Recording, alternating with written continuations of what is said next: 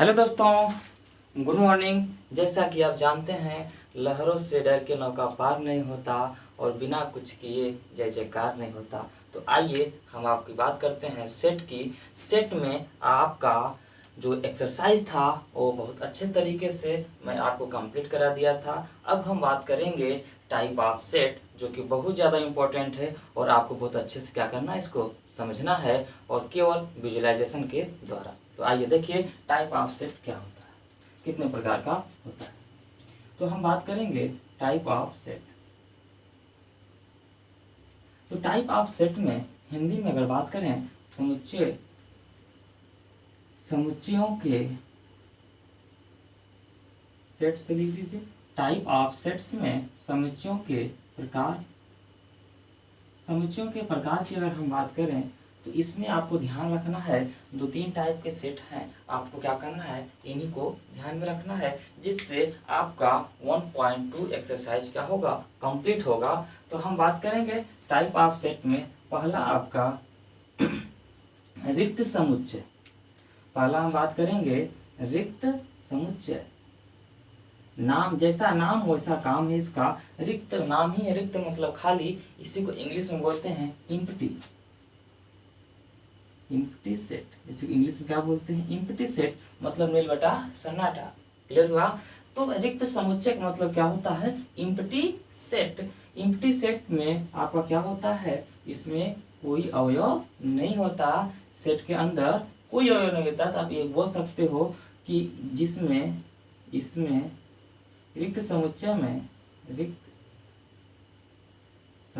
में कोई अवयव नहीं होता है। क्लियर हुआ। तो रिक्त समुच्चय जैसा कि नाम है उसी प्रकार उसका वही काम भी है। रिक्त समुच्चय में नाम रिक्त है, इसका मतलब खाली। तो रिक्त समुच्चय में कोई अवयव नहीं होता। इसको हम डिनोटेड बाई इसको हम कैसे डिनोट करते हैं, केवल सेट बना के हम क्या करते हैं, इस तरह खाली छोड़ देते हैं।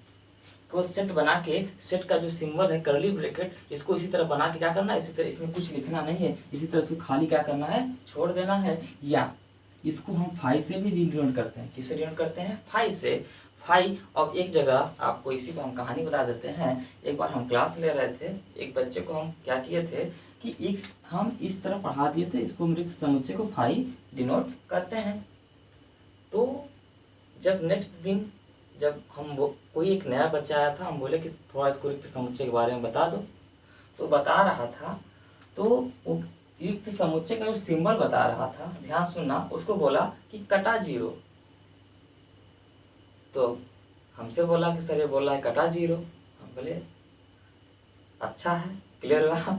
सुन के हमको भी आश्चर्यचकित हुआ। बताओ पढ़ाया क्या जा रहा है, ये वो लोग अपना क्या करते हैं, थ्योरी अप्लाई कर देते हैं। तो आपको अपना थ्योरी अप्लाई नहीं करना है।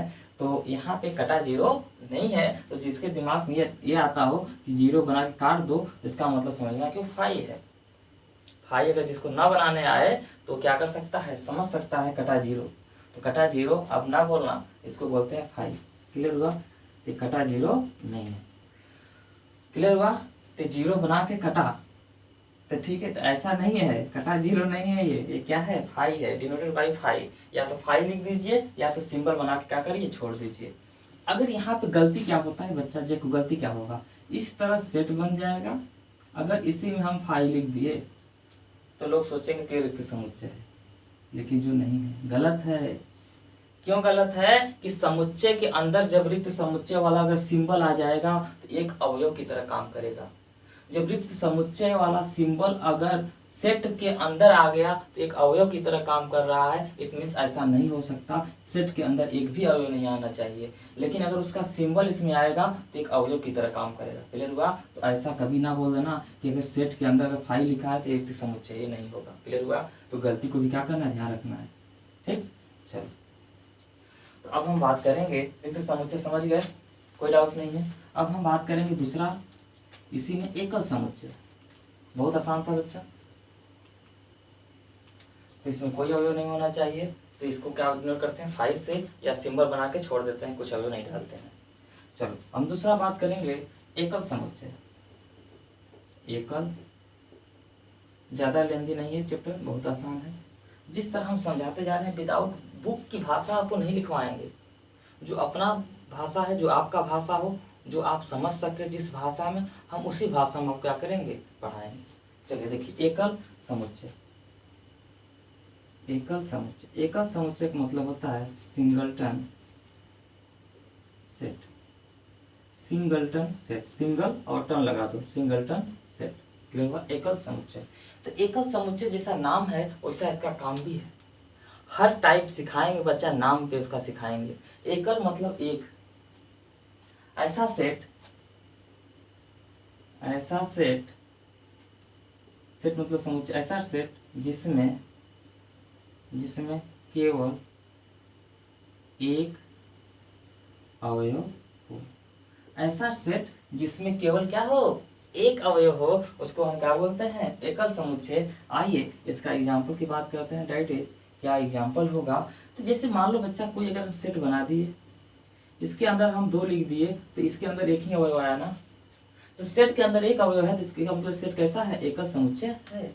अब देखो बच्चा, जैसे वहां पे हम बताए थे एम्प्टी सेट में एक एग्जाम्पल लिए थे। जैसे मान लो कोई सेट के अंदर कोई एक फाई आ गया, तो अब यहाँ पे फाई आ गया, तो ये ना सोचना कि फाई आ गया तो क्या होगा, रिक्त समुच्चय। ऐसा नहीं है, क्योंकि ये सेट के अंदर आ रहा है तो एक अवयव की काम कर रहा है, और सेट में जब एक अवयव आता है तो इसको क्या बोलते हैं हम, एकल समुच्चय। अब समझ में आया?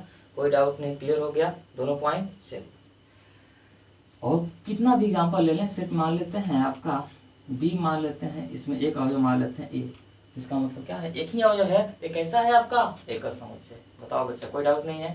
चलो, 2 टाइप समझने में आपको इसमें कोई रटने की जरूरत नहीं है। एक बार आप सुन लिए, आपका क्या हो गया, पॉइंट क्लियर हो गया होगा। चलिए अब हम बात करते हैं अगला। एकल समुच्चय, रिक्त समुच्चय हो गया, एकल समुच्चय हो गया। अब हम इसमें बात करेंगे, जो इम्पोर्टेंट है वो आपका कि परिमित व अपरिमित। ठीक है, परिमित और अपरिमित में लोग बहुत ही कंफ्यूज होते हैं। क्लियर हुआ? परिमित और अपरिमित में क्या होता है, लोग बहुत ही कंफ्यूज होते हैं। आप आज का क्या होगा, आज आपका कंफ्यूजन दूर हो जाएगा। तीसरा पॉइंट, परिमित। परिमित का मतलब परमिशन देना। क्लियर हुआ? तो ऐसा नहीं है परमिशन देने वाला बात। परिमित व अपरिमित समुच्चय। इंग्लिश देखो बच्चा, परिमित का मतलब फाइनाइट, व का मतलब एंड हो गया, infinite, finite, infinite set. Clear हुआ? एक फाइनाइट सेट, एक इनफाइनाइट सेट। परिमित मतलब जिसका एक परिमित हो, अपरिमित मतलब और ऊपर चले जाना, परिमित ठीक है, निश्चित, अपरिमित मतलब अनिश्चित। क्लियर है? तो परिमित का मतलब क्या होता है, फाइनाइट, अपरिमित का मतलब क्या होता है, इनफाइनाइट। फाइनाइट का मतलब जानते हो ना, फाइनाइट किसके लिए किया जाता है, निश्चित संख्याओं के लिए। जो निश्चित संख्याएं होती हैं उसके लिए क्या बोलते हैं, फाइनाइट नंबर। ये निश्चित संख्याओं के लिए जो होता है, निश्चित संख्याओं के लिए। तो निश्चित संख्याओं को आप क्या कर सकते हो, गिन सकते हो ना। निश्चित संख्याओं के लिए जो फाइनाइट नंबर होता है, इसका मतलब क्या होता है, निश्चित संख्याओं के लिए। परिमित का मतलब क्या होता है, फाइनाइट। फाइनाइट का मतलब क्या होता है, निश्चित संख्याओं के लिए यूज किया जाता है। और निश्चित संख्याएं अगर हैं तो उसको निश्चित का मतलब जिसे आप एक निश्चित मान, जैसे x का मान 1 2 3, तो ये निश्चित है ना, तो इसको गिन सकते हो ना।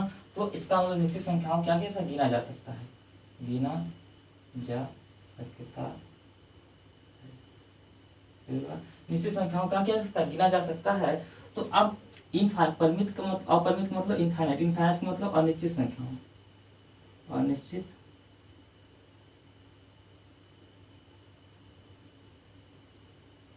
के जो नाम है उसी नाम पे आपको समझा रहे हैं, अनिश्चित संख्याओं के लिए। इट मीन्स जिसे गिना ना जा सके, जिसे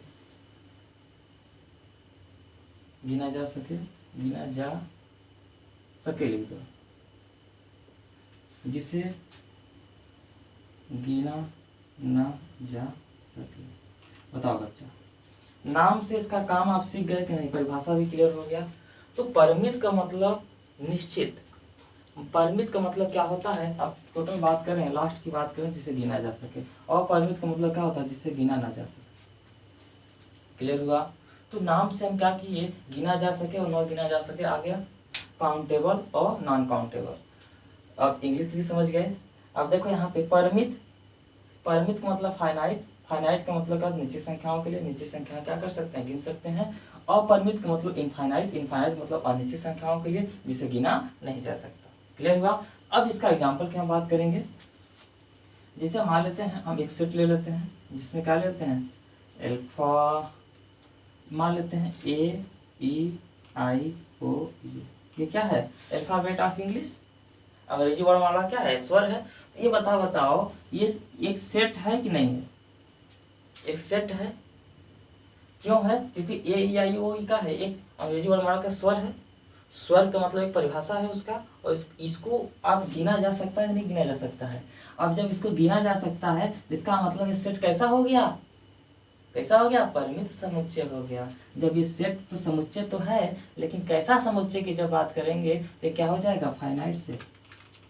फाइनाइट मतलब क्या हो गया, ये कैसा सेट है, परिमित समुच्चय है। हमारा समुच्चय है कि नहीं है, it means well defined object collection होना चाहिए। अब ऐसा है तो उसमें ऐसा एलिमेंट है, तो उस सेट कैसा होगा, उसके लिए हम क्या सीख गए, परिमित और अपरिमित। अगर समुच्चय है तो कैसा समुच्चय है, दो ही टाइप का होगा, या तो परिमित होगा या तो अपरिमित होगा, या तो एकल होगा या तो रिक्त होगा।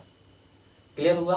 चलो, तो परिमित समुच्चय होने के लिए आप अवयव को गिन सकते हैं, अपरिमित समुच्चय होने के लिए आपको अवयव क्या करें, न गिन पाए। जैसे अगर हम नेचुरल नंबर की बात करें, नेचुरल नंबर में क्या आ जाएगा, 1 2 3 डाटा डाटा। तो नेचुरल नंबर क्या है, एक समुच्चय में आता है। क्यों? क्योंकि इसका परिभाषा है 1 से चालू होगा, समुच्चय है। लेकिन कैसा समुच्चय है नेचुरल नंबर, इनफाइनाइट सेट है। क्लियर हुआ? इट मीन्स अपरिमित समुच्चय है। क्यों? क्योंकि इस अवयव को आप गिन नहीं सकते हैं कहाँ तक जा रहा है। क्लियर हुआ? एक ऐसा है कि आपका इनफाइनाइट मतलब अपरिमित, इनफाइनाइट सेट, इसका मतलब एक ऐसा है अपरिमित समुच्चय है। अब क्लियर हो गया होगा। क्लियर हुआ?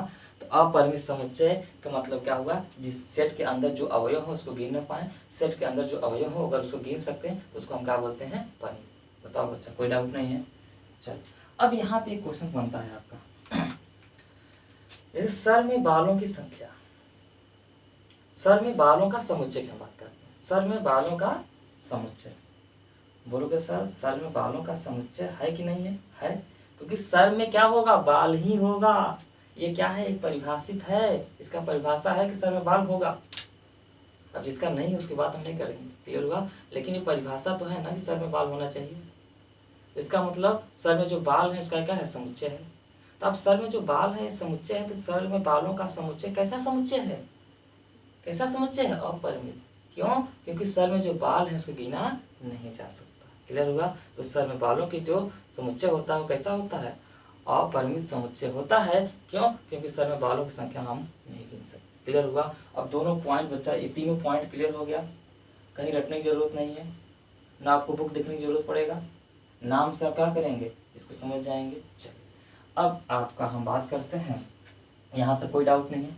पहले इसको लिख लीजिए, इसके बाद आपको हम क्या सिखा देते हैं, इक्वल समुच्चय, बराबर समुच्चय। तो दो बराबर समुच्चय होने के लिए जानते हैं, अगर दो समुच्चय हैं इसमें आप क्या देखते हैं, ए का सभी अगर बी में हो, बी का सभी अगर ए में हो, तो ए क्या होता है, ए बी क्या होता है, इक्वल समुच्चय होता है, बराबर समुच्चय होता है। इसको लिखिए, इसके बाद हम क्या करते हैं, बराबर समुच्चय लिखते हैं। इसको हम थोड़ा साइड में हो जाते हैं, आप लिख लीजिए।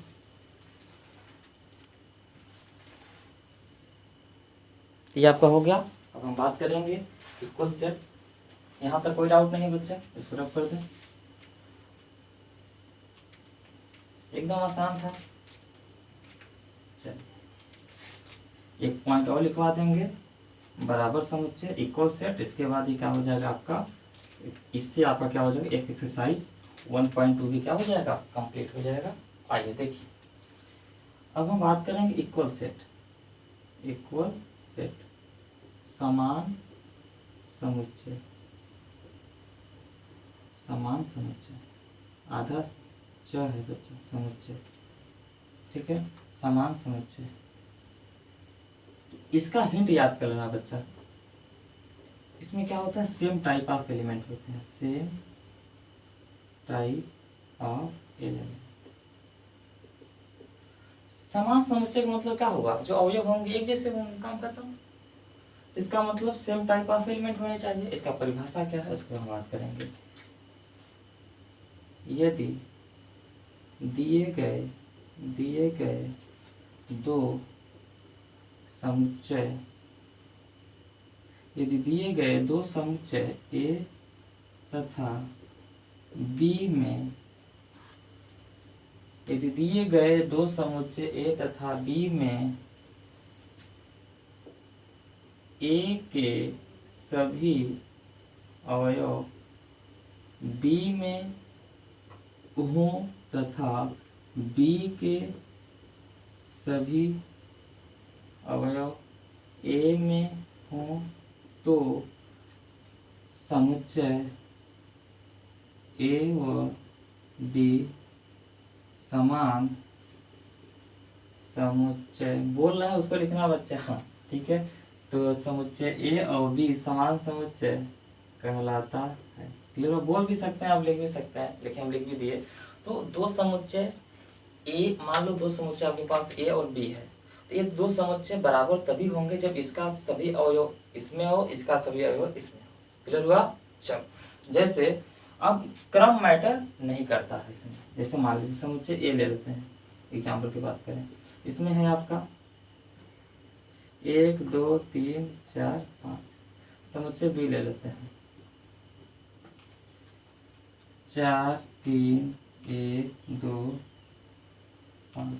अब बोलो बच्चा समुच्चय ए और बी बराबर है कि नहीं? पहला प्रश्न, बराबर है कि नहीं? तो अब देखो समुच्चय ए में क्या है, 1 2 3 4 5। समुच्चय बी में क्या है, देखो 1 2 3 4 5, सेम है। बस क्रम इधर उधर से कोई मैटर नहीं करता, सेम अवयव है, इसका मतलब क्या है, इक्वल सेट है। चलो दूसरा एग्जाम्पल लेते हैं।